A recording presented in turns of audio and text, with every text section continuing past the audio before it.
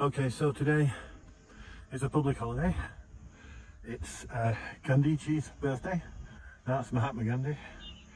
It's his birthday, so it's a public holiday in India.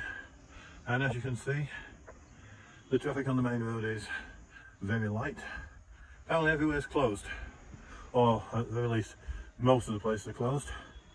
There's something going on up on the Ridge Square near the town hall and just before the Anglican Church, where we were a couple of times over the past few days. So I'm taking a walk up the hill. Yes, up this hill.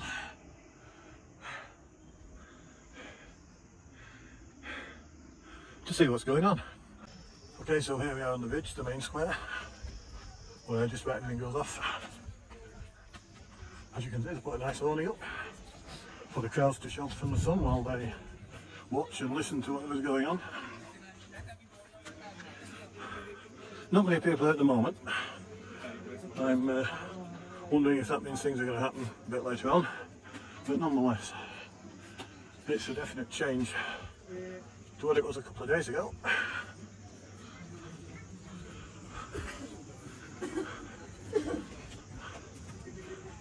So the people definitely sat under the awning. I'm not sure if anything's actually going to go off or not.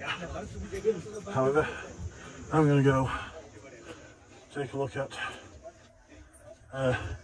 some of the statues and things around.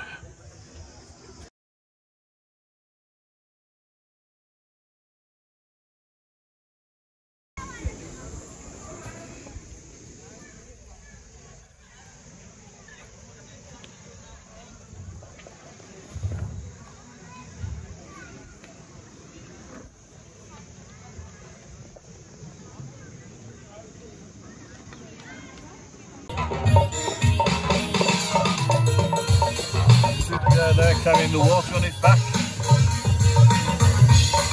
Just to give you a sense of perspective, there's about 200 or more half-litre bottles on his back, and he's walked at least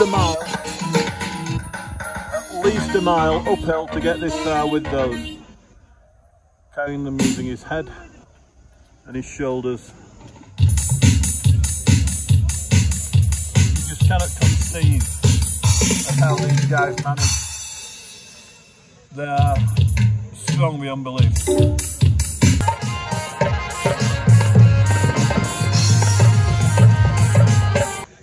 हम विदेशों में जाते हैं, उन्नत देशों में जाते हैं, वहाँ हम देखते हैं कि बहुत सफाई होती है और फिर हमें लगता है कि वहाँ ऐसा क्या है जो हमारे देश में नहीं है।